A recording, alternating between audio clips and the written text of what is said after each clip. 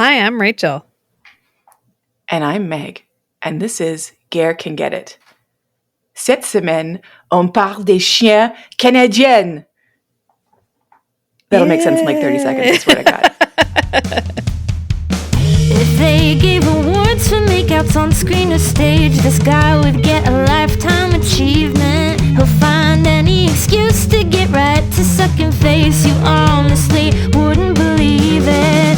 Dissecting each and every kiss with tongue. There's only one conclusion to come to. It's that Guerre can get it. Guerre can get it. This week, we're talking about a TV show that is either called Cats and Dog, Katts and Dog, or it's called Rin Tin Tin Jr., or it's called Rin Tin Tin K-9 Cop. Because this was the 90s, and you just changed the name of your fucking show for every market that you sold it in. Yeah, why but would, originally, It makes total sense.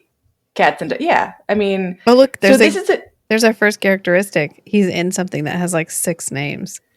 Yeah, that it's been repackaged for 17 different markets, aimed at children and also disturbing as fuck. That seems like a bunch of characteristics like all in together. one. Yeah. The episode he's in English is called Count Your Blessings, and I believe it's from season 2 as it aired in North America. And you're probably like, why are you being so specific? I'm going to tell you in about 30 seconds, because this TV show episode is going to take 2 minutes to talk about. It's not that interesting. Gare's in it for a hot minute. But I need everyone to know how much fucking work we had to put in to get this goddamn episode. That is the interesting part of this. For me, I want praise, okay? I don't normally want praise. I want praise for this because I worked so hard. You did a really good job. Thank you. I need it for one person. I would like to know the saga. Can you explain for the listeners the saga of obtaining the Cats and Dogs episode? Okay. So this was a goddamn journey, and I need everyone to understand the journey that we went through for this not at all worth it property. So it's a Canadian-French together made program that apparently did air in Canada and then later aired in the US. So in Canada, it's Cats and Dog. In the US, it was Rin Tin Tin K-9 Cop. And then in France, where this show apparently is super popular, even today, it's called Rin Tin Tin Jr.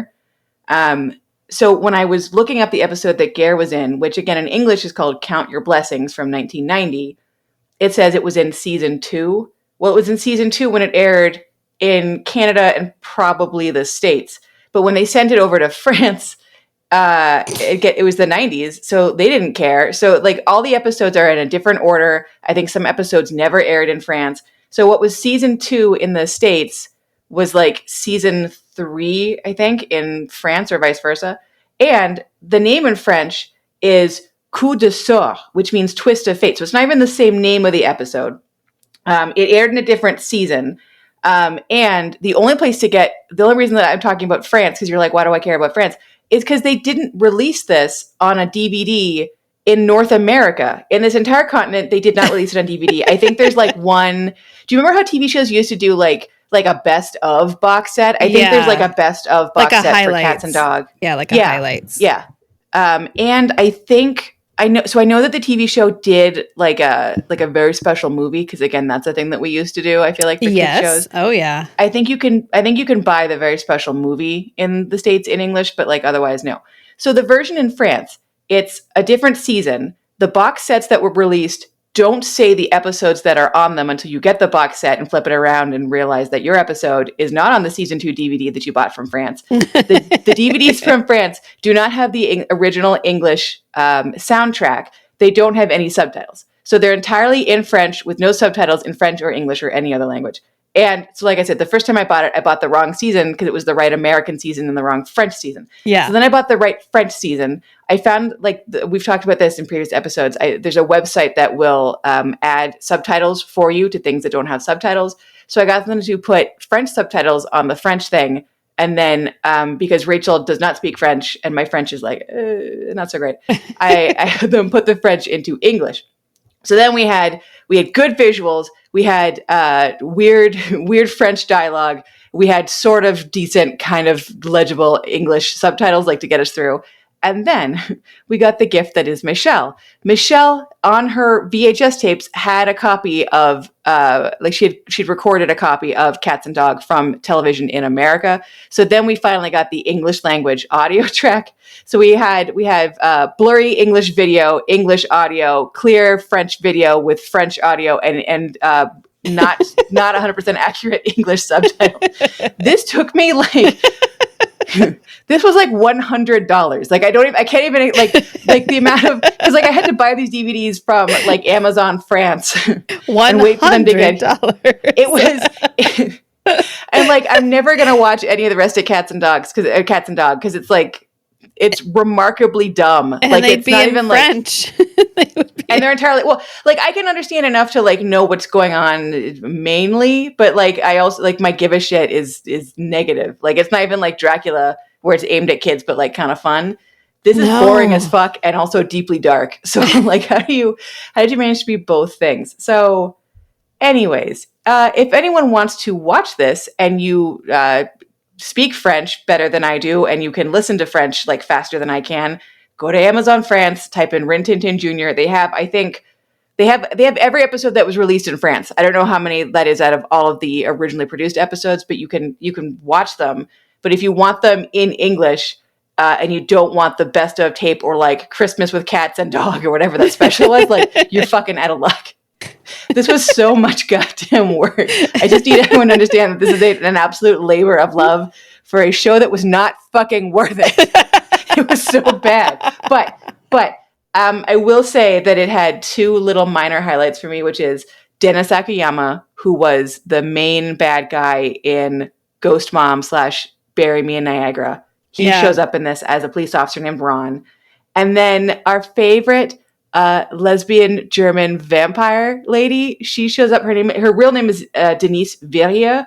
I don't know what her name in the TV show is because she's in every scene and no one gives her a name. Did you notice that? They never refer to her fucking name. She's like a ghost. They like don't address her. She talks and everyone just looks at her and goes, and then goes back to what they were doing. Yeah, it's really bizarre. Like she's in the scenes, she's talking and interacting with people and they're just like, lady cop. But in the French dub, she's clearly doing her own voice because she has a very distinctive voice. She's a German actress. Like she speaks English and French and German and probably other languages. Yeah, so maybe she's Swiss. I'm gonna admit to not knowing how hot she was until I watched her in this, and she doesn't have the weird baby hair. Because in Baby she has like a perm fro. It is, yeah. In Baby, when she takes her hair out and it like explodes to like left and right of her head, it's it's a weird. And like I know that I say this in every episode from the 90s, but like all women in all things the 90s had hair the shape of a triangle. Like I don't understand it. I don't know why, but like pointy at the top, wide at the sides. Like I don't know why that was the haircut we all went for. You're right. In this, her hair is like a lot more natural and a lot nicer. And she does have it like pinned back, I think, a lot because she's like a professional police officer. Yeah. But it's like a nice ponytail instead of the weird slicked back 1920s hair from Forever Night and then the weird poofy 1992 or 93 or whatever hair that she had later in that episode. So like she looks really good. She appears to be a main character in this. I'm glad for her. She has, the one time I looked her up on IMDb, she's been in like a million things. She's had a great career and I'm super happy for her. I would watch her in more stuff. I would watch her in a ton of stuff. She's a great actress. This show sucks. This show, I had a hard time with this. I don't even, and I was excited because I was like, okay, we saw, what's the other dog show? Oh my God, Littlest Hobo. We saw Littlest Hobo and like that was dumb, but like fun. Like it's a dog solving crimes and a dog who knows the tax code. Like that's neat. That's fun. This dog doesn't do shit. The dog is the whole point of the show. The dog doesn't. Although I will say that he clearly also can read license plates, just like the dog from Littlest Hobo. Yeah, he can also read because they have him. They'll have him walk up to a car and like do like the doggy double take to show that he knows what the license plate looks like. But that's in this context, it's just more confusing because like the Littlest Hobo is clearly a magic dog. This is just a police dog that like someone taught to read. Yeah. Which raises a lot of questions. And they kind of fold him in there very awkwardly. Like at the very end, he's like, "Oh no, I gotta hide in this car," and then the car gets lifted up because they're gonna crush the car, and they're like, "Wait, no, the dog," and you're like, "Oh, we all remembered we had a dog." Okay, He that's does fine. feel like the most afterthought in this episode, and maybe this is not like a great representative episode of Cats and Dogs. Yeah, I it think does feel like a very special episode. this felt like we caught like the inspirational. Somebody called them out for not having any representation episode, and so they were like, "Oh, okay," because within the first 5 minutes, one of the main characters gets shot and paralyzed This show is so dark for like, life. So maybe in like other episodes, the dog will get to do more. Because literally, when I was googling this, like all of the, you know how like on Amazon you can write like little reviews of products you bought. All the reviews for Rin Tin Tin Jr. are like, "Oh my god, I grew up on this. I fucking love this show. I love this dog. I can't believe it's finally on DVD." Like they're so excited that it's finally on DVD. They're like, "I can watch the show from my childhood again."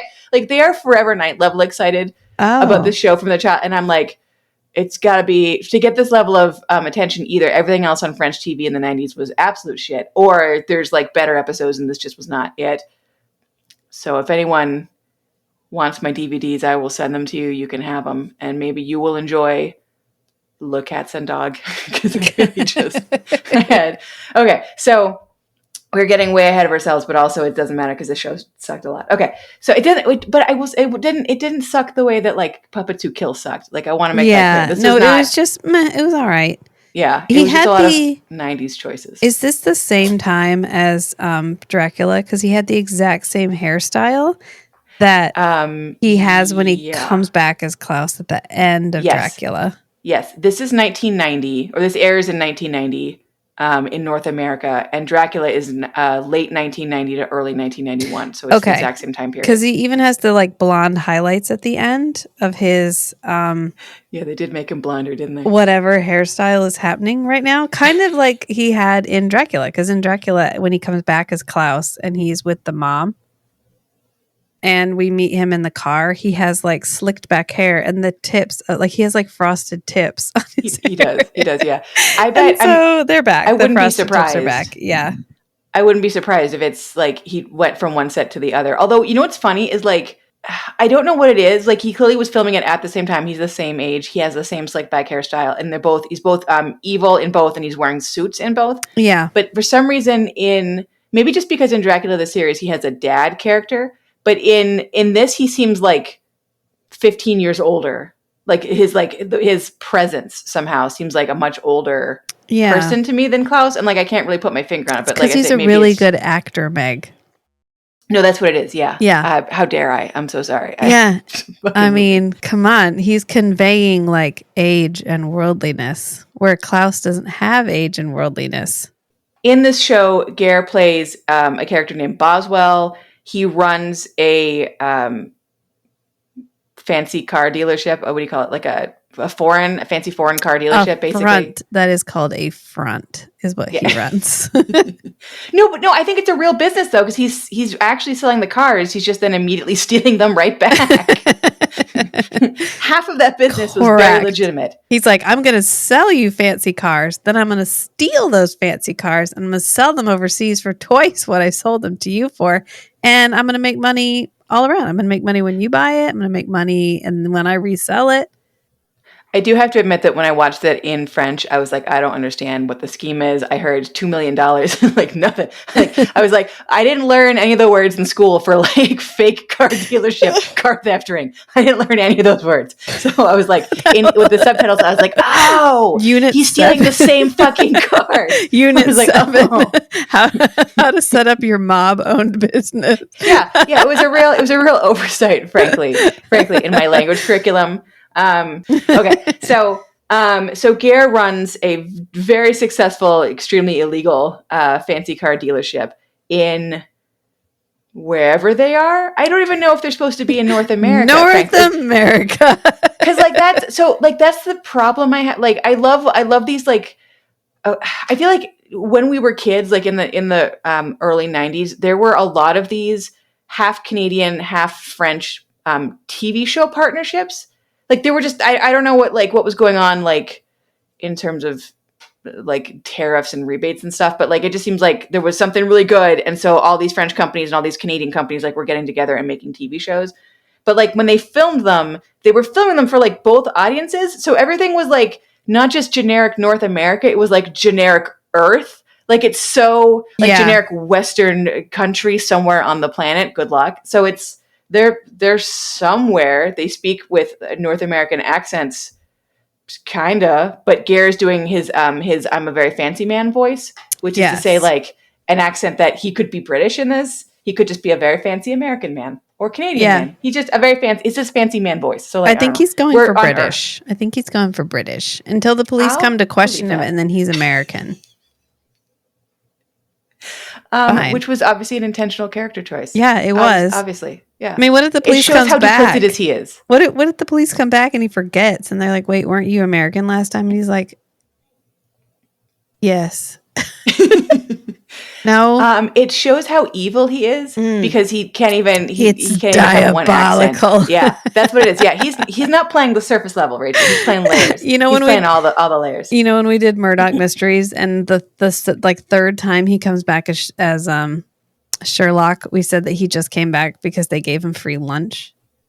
This feels like the same thing, only he probably still had standards, so he may have actually gotten paid. But same sentiment. They're like, you have a suit, you look evil right now, can you come over here and do this? And he's like, well, when I'm done filming this Dracula scene, I'll come do the like 5 minutes of this episode that I'm in. I'll just like twirl my mustache, which I don't have, but I'll just do like I'll be evil and then I'll be done. It does feel exactly like he was in Luxembourg. They were filming next door. He's like, I got the slick back hair and the suit, I could run a car dealership. And they were like, yeah, all right, yeah, get over here. I mean, if you're here, come on over. Yeah. We'll feed you in schnitzel, and then you're paid, and then you fuck it back off. Then later, he's like, oh my God, weren't we in Cats and Dogs together? Do you want to come on Forever Night? And then the guy who plays Cats can be the like guy who runs the laboratory and Let No Man Tear Asunder. Yes, I'm glad you mentioned that because you were the one that caught that. I had no idea. He also looks, he looks Hans. so, Hans. I will say that like I had the reverse scare experience with him when he was on Forever Night, because in Forever Night, to me, this actor looks a lot older. Like he looks like a grown-up man, but whereas in Cats and Dogs, he looks like somehow he's like 22 and then got to be a full police officer, like with his own car and a dog and stuff. Also a good actor? Or is it makeup? I feel like I'm not gonna lie. I feel like the fancy quasi-British accent he does in Forever Night kind of ages him up a little bit. Yeah, that's fair. And also he's like, I feel like the second you put someone in a puffy shirt, all of a sudden they look a lot older, like a period piece clothing. All of a sudden they look like adults. Yeah. And then when they put him in his little like junior off the rack police uniform, he looks like much, much younger. But yeah, I didn't think he was that great an actor in Cats and Dogs. They don't give him much to work with, but like I thought he did a great job in Forever Night. Like I enjoyed him in that, which is why I was so surprised that he was the same man. I like that flashback. Yeah, it's a good one. It's a good one. Okay, so that little boy is supposed to be his kid. His nephew. Okay. He has the same last name. I was like, what? He lets his child hang out at the police station? No, because like, remember in the 90s, if you were an adult, you couldn't have your own kid and be cool. So you have to be the adult version of a child, which is an uncle. True. Correct. Yeah. Okay. Yep. No, I'm following. 90s math. Yep. So, So Gare runs a car dealership. He's very evil. He is selling people fancy cars. And then I guess all the cars have like, well, I guess he has the home address of everyone that he sells the cars to. He has it in a big book, and he gives it to his two evil junior car thieves, and they go and they steal the cars back, and then they sell the cars to South America. So like that's the big scheme that he's working on in the background, which we know because he will explain the scheme to his thieves. Like after they've been doing it for like 6 months, he will just exposit the whole scheme for us, the audience, which I appreciate. So the episode starts, we're at the police station, we meet everybody, and it's like, because it's the 90s and it's a kids show, they're all basically just giant children at the, like, dressed like cops. Hanging out.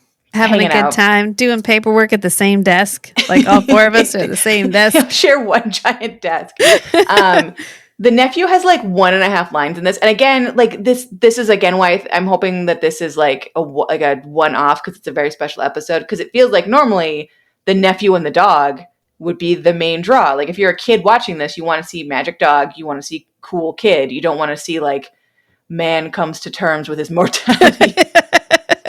Yeah, this felt like some kind of a pivot episode. I don't know that actor didn't get. No, Dennis Akayama. Well, I mean, we saw him in Ghost Mom, and that's after this. Okay, so he's walking around in Ghost Mom.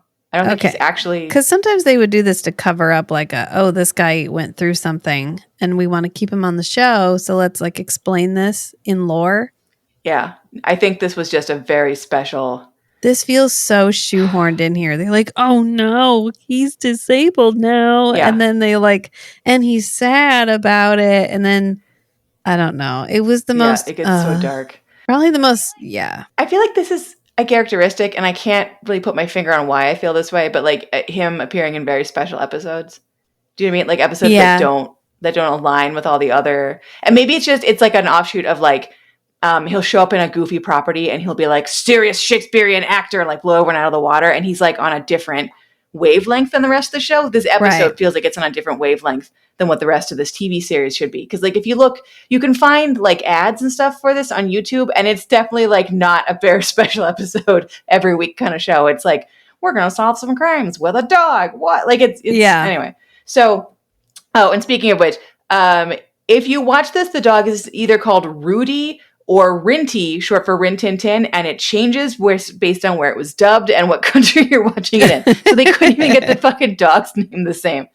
Anyways, okay, so we start off and we're all cool adults hanging out at our job as police, not doing police work, and they're like, okay, whose turn is it to get pizza now? And they're like flipping the coin, and it's supposed to be Katz. Katz is the one who's supposed to go, and then he gets a phone call from one of his witnesses, and he's like, I need to take this, like I have to actually do my job for 12 seconds. So Dennis Akuyama's character, Ron, is like, he feels like he's the put upon character for this show. This feels like he's the guy that like always has to be the adult. So he's like, I'll just do it. So he goes to the pizza parlor. He picks up 4 very clearly empty boxes of pizza.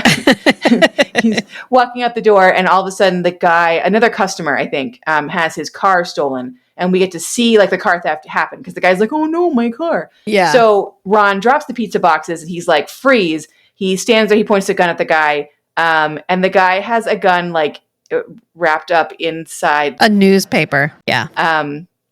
Not at all, obviously. And then he pulls the gun out and he shoots Ron like one time directly in the spine and immediately paralyzes Ron for life. We are 4 minutes into this episode. Like immediately goes from like, hey guys, like you want to buy me some basketball shoes? Like you want to hang out? Like we're all sassy friends to life-changing accident. And he gets the line, it's not about what's on your feet. It's about what's in your heart. That really encapsulates this whole fucking episode. Like just cheesy drivel. Anyways, so we end up going to the hospital where there was a sign that says, "Can you get AIDS from a toilet seat?"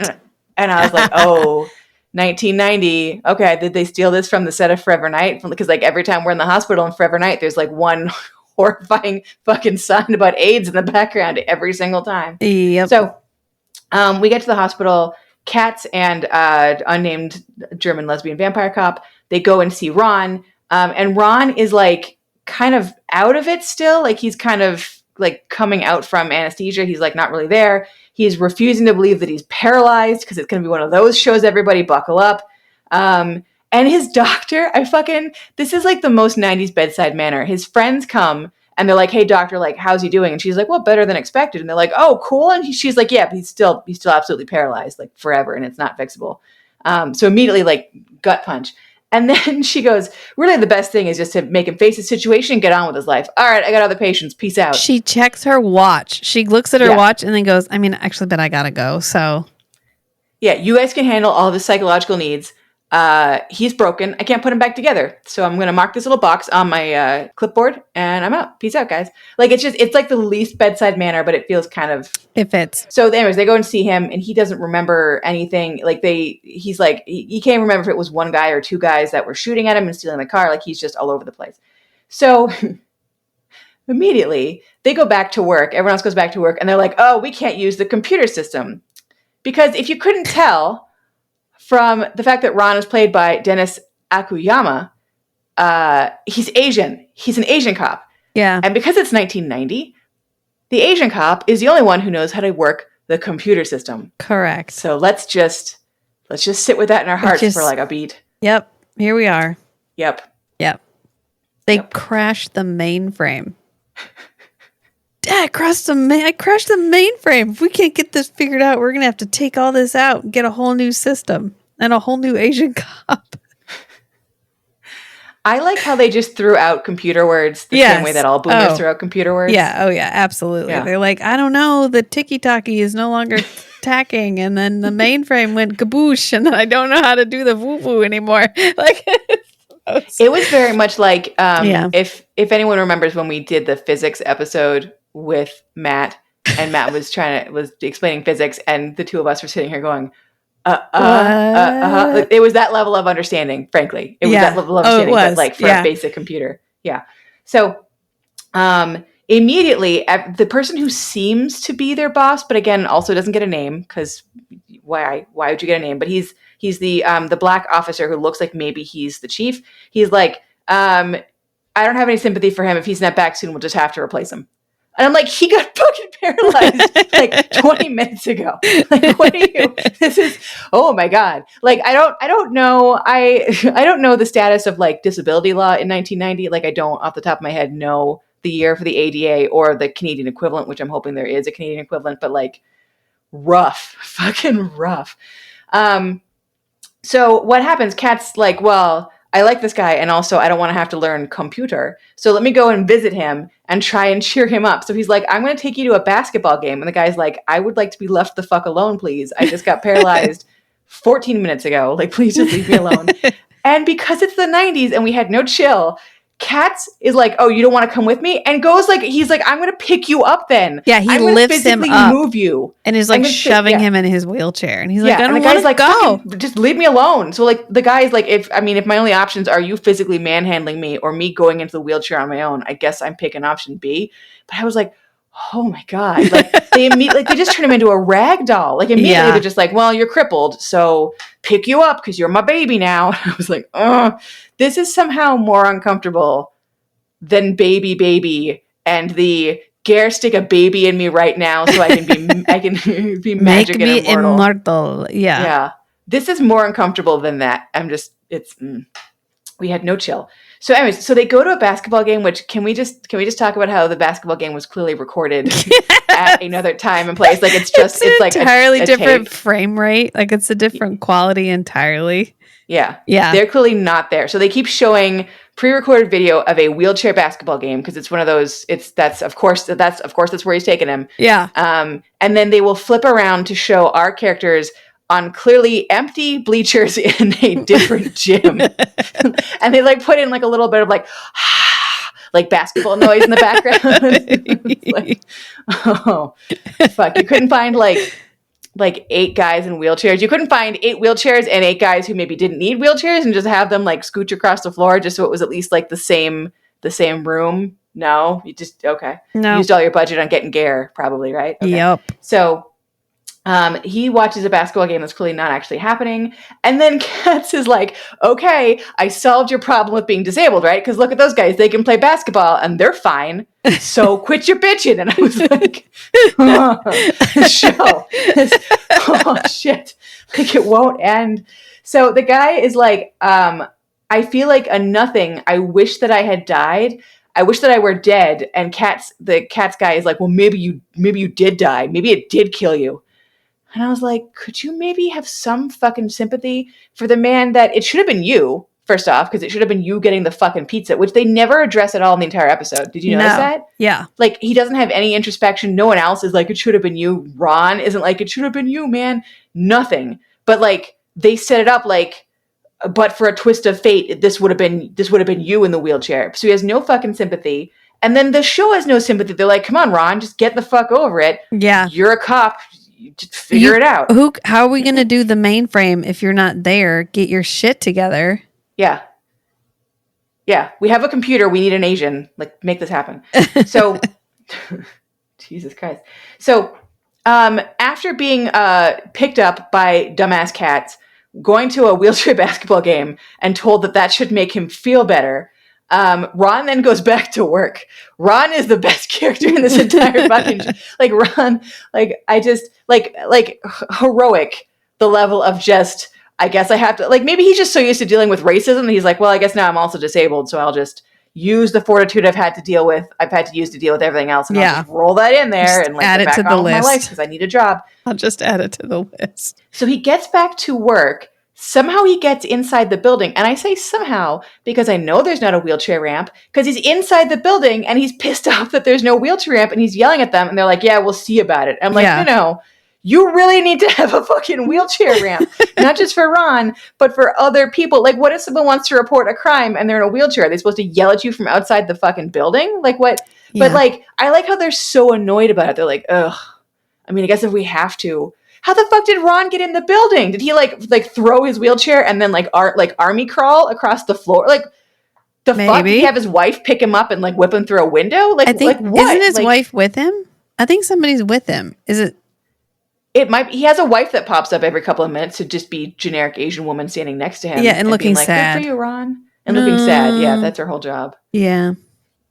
And she doesn't even seem that like upset. Like, your husband. She's like, yeah, Ron, get paralyzed. your shit together. She's like, I still love you. So yeah, it's just dark because he gets that whole conversation in the hallway after the basketball game where he's like, I honestly wish I had just died. And they all roll their eyes at him. And they're all like, and you're like, this is a child show. Yeah. Yeah. Yes. This is a show for children. You're dealing with like you're dealing with serious subject matter. And you're not even giving it like the bare level of empathy and understanding that I would expect from a show aimed at children. Like, I don't even. Yeah. Like, it's this weird, I've never seen disability treated with such a like, like, come the fuck on. Like, I've never, like, how is that your response to this man getting crippled because you couldn't buy pizza? Like, I am stuck on that. And again, the show's all about the dog. The dog is like, the dog like follows them to the basketball game and sits there kind of nice. Like, but the dog has like nothing to do in all this. And the kid barely shows up. Like, the kid is sad at the hospital. He's like, oh, like, that could have been me. Cause again, we're the 90s and like, we could only like have empathy in terms of like, I thank God this isn't my life. I don't know what I would do. I'd probably kill myself, but like, he's fine probably. Like, it, like that's as much empathy and understanding as we get in this whole episode, is the kid being like, oh wow, if that were me, I'd feel really sad. That's as much as we get. Like, it's this fucking show. Okay. So, like I said, while this is going on, we've got Gare and his thieves, and the cops are trying to figure out who the thieves are. Ron, I guess now that he's out of the fog of anesthesia, is like, oh, I remember what the thieves look like. And he goes to his very advanced computer system, because we had to do this in every police episode in the 90s. And he manages to put together a face. He's like, bloop, bloop, bloop. And then like a printout, like a perfect photograph of the two guys' faces. And the one guy they figure out, they find his name. It is Peter Jones. He's not the shooter. So there were two guys stealing the car at the beginning. One is Peter Jones. The other guy is the shooter. The other guy's name, like, they mumble in like English and French. I don't really know. I think it's Rene, and his last name is either McCann or McKay or something. It doesn't matter. He's the blonde one, and he's the one that we don't like. Rene McKay.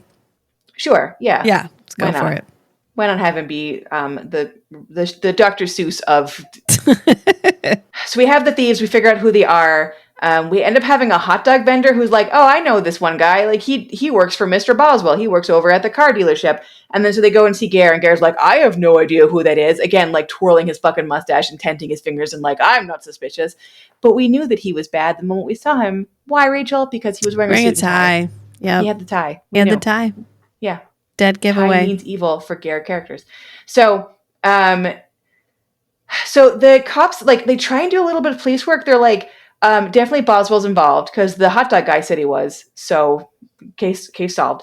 So they're like, what if we just start looking at his travel itinerary with customs and immigration, and we hack into his employee records? And I was like, okay, I know that wasn't okay in 1990, because they ask him for his employee records, and Gare's like, oh, my bookkeeper is actually sick or dead or insert excuse, so I'm not going to give you those records, so fuck off. So then they're like, what if we just break in there? And Ron, because he's the only man who can use computers, because again, Asian, is able to get into the computer system.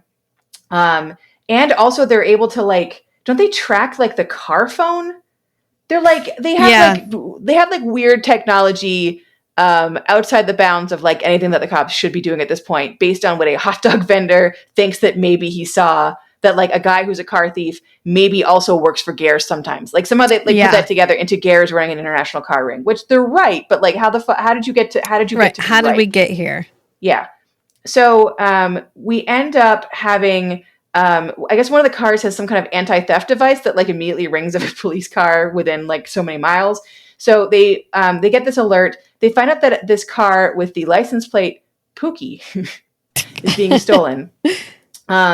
They stick trackers on Rin Tin Tin's collar. And also there's like a second dog that, like you said, sometimes is around and like sometimes pops up and helps Rin Tin Tin. But like in this episode, it seems like he's just there to also get a hot dog. And then when the hot dogs don't happen, the dog disappears forever. Yeah. We never see him again. He's like German lesbian vampire cop. He's there sometimes. He appears to be part of the squad. He doesn't get a name and he doesn't get a job. He's just sort of like present. So we have Rin Tin Tin chase the car, and apparently Rin Tin Tin is faster than a Lamborghini, which... I mean, yeah, he's Rin Tin Tin. I'm sorry. I should not have doubted. Respect. So they end... I know, put some respect on my discussion of this fucking dog. Like, this made me miss the Littlest Hobo so goddamn much. I miss the Littlest Hobo doing math and like knowing how theater troops work and knowing how tax law happened. Like, I miss that because of how useless this fucking dog is. But he manages to be faster than a Lamborghini. They find the second thief, so the guy who did not shoot Ron, and they're, like, threatening him in a way that, again, we were very comfortable with threatening people in the 90s. Yeah. That, like, feels not super kosher. So, anyways, the guy's like, I don't know what the other guy's name is. I don't know. He doesn't give anything up. So it's okay. So...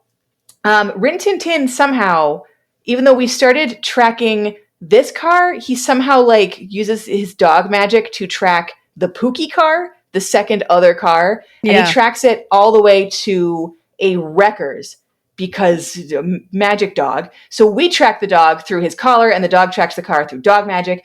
He gets to the Wreckers.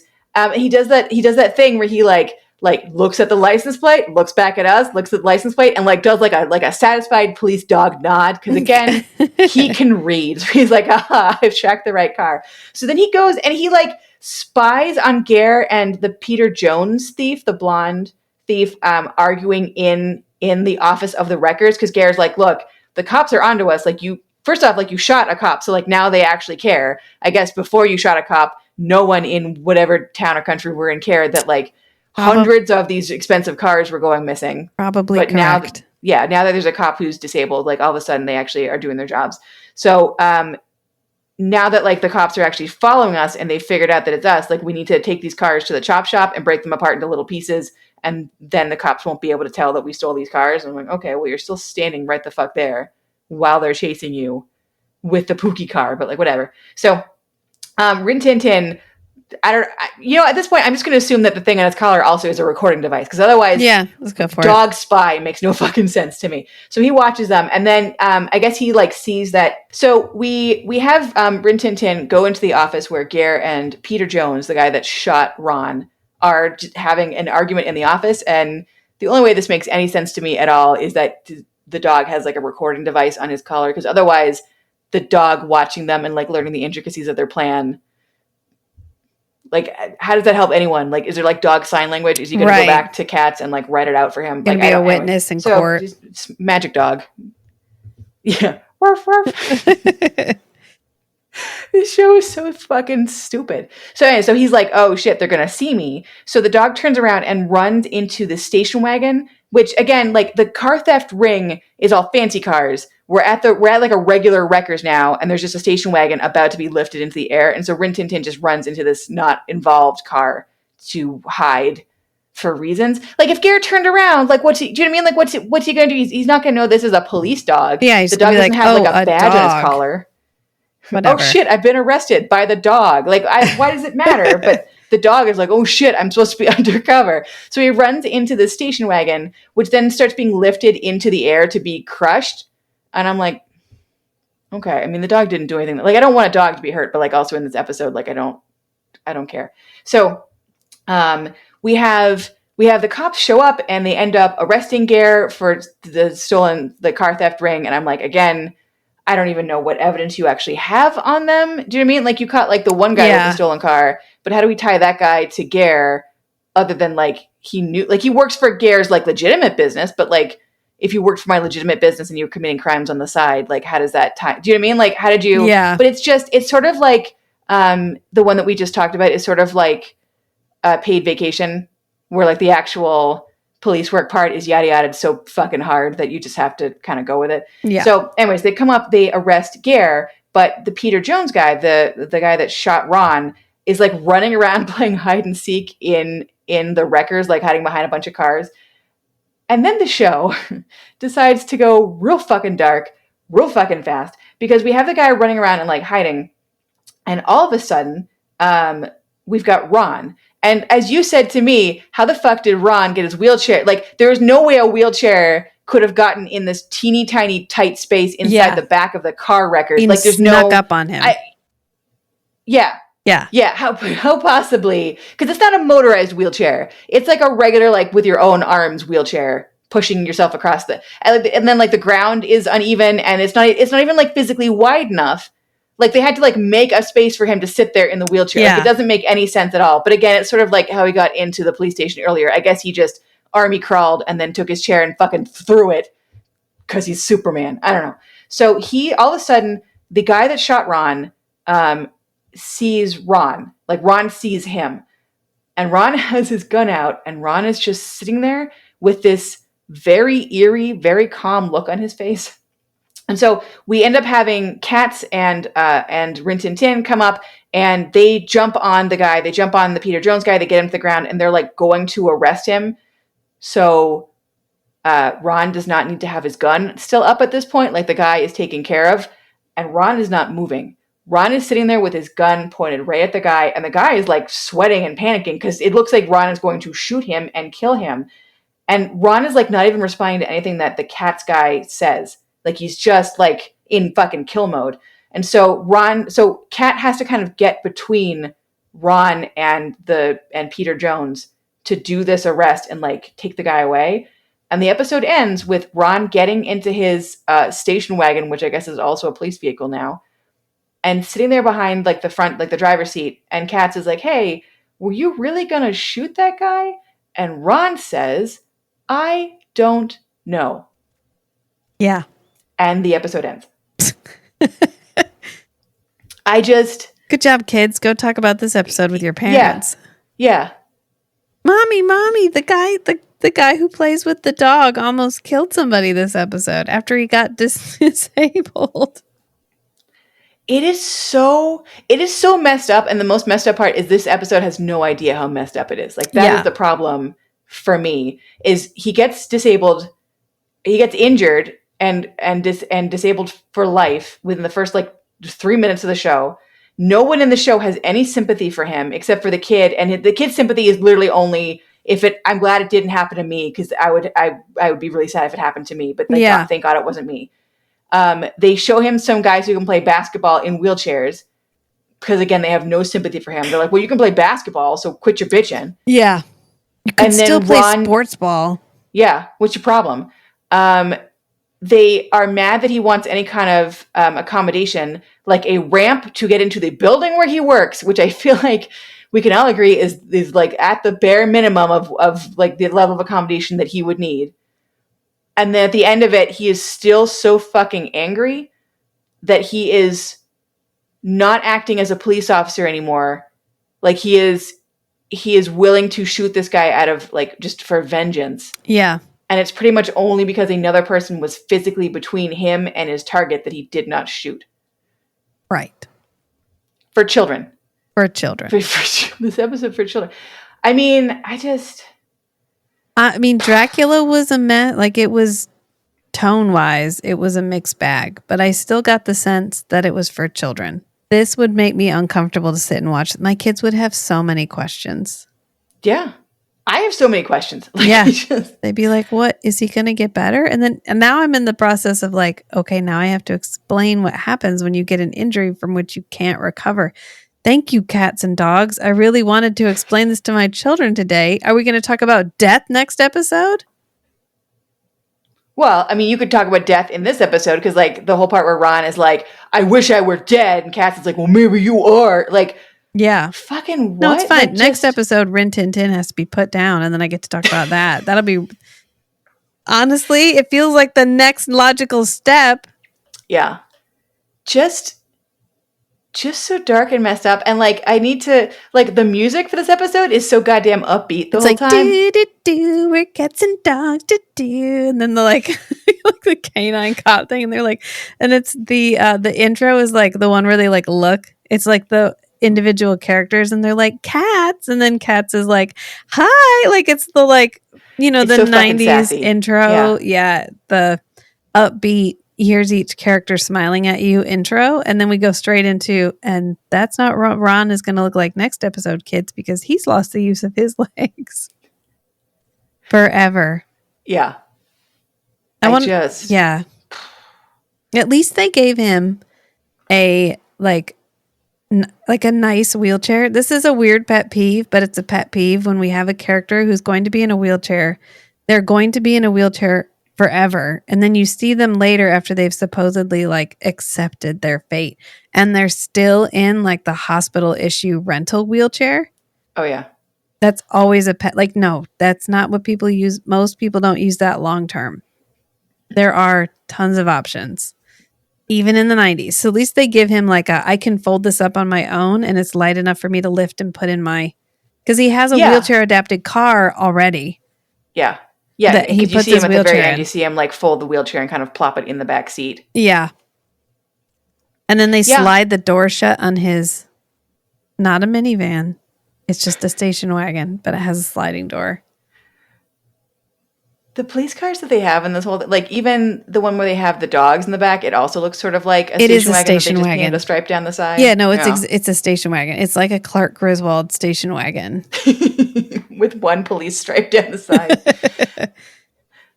But like the extreme lack of give a shit in like every aspect of this entire episode, I just.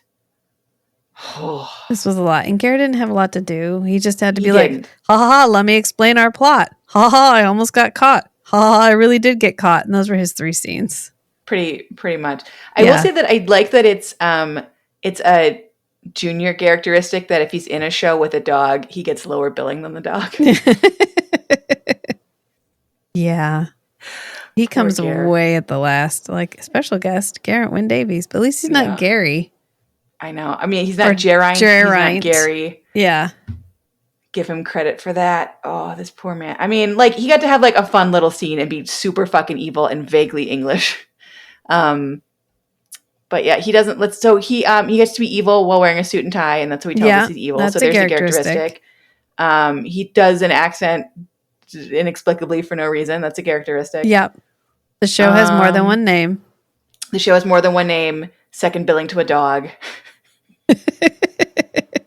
Poor Gare. He doesn't get to be horny at all. There's no kissing for Mr. Boswell. He doesn't even get a first fucking name.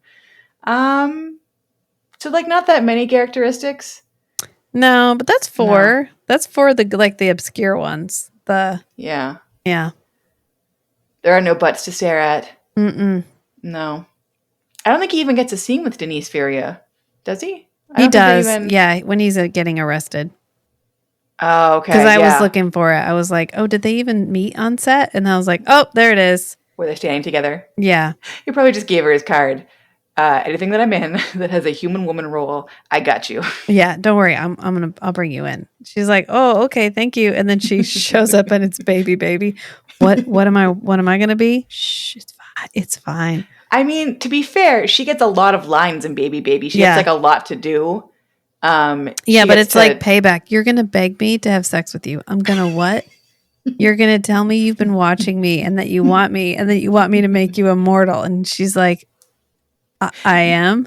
You were super rough when you fake arrested me in that fake bullshit dog show in Luxembourg. Payback time is now. Yeah, you're going to tell me I'm pretty. Okay. It's all going to make sense at the end. Does not make sense at the end. Nope. No, we're going to give you the worst fucking hair and make you wear overalls for like half the episode. I know. And she gets like that dreamy like that. This is the There's like 3 or 4 episodes in season 2 where they have like a close-up camera that they've clearly borrowed from the soap opera that's filming next door. Because when they get up close to their face, they have that like that slight like Instagram blur like filter on. The romance vibe. Yeah. And she gets that in that episode. Filter. Yeah. Yeah. Which is sad that like even with the Vaseline filter, she looks a lot better here. She looks a lot nicer in Rin Tin Tin. She does, actually. Yeah. So how many raised eyebrows are you giving this guy? I mean, I'm going to have to go 1 again. I mean, I feel like I did 1 for Paid Vacation, but we didn't get any of the main characteristics. He doesn't really even get to act with a woman. And I know that hurt him. And I'm really sorry he had to go through that. But do you think this was more or less traumatic to film than A Paid Vacation? Because in that one, he was like physically abused and nude.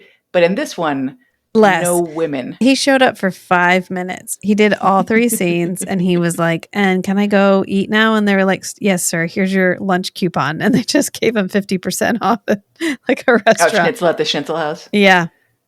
I don't think he even changes his, I think it's the same suit. Even. It's the same suit and the same hairstyle. Yeah. Yeah. Like it all takes place in one day.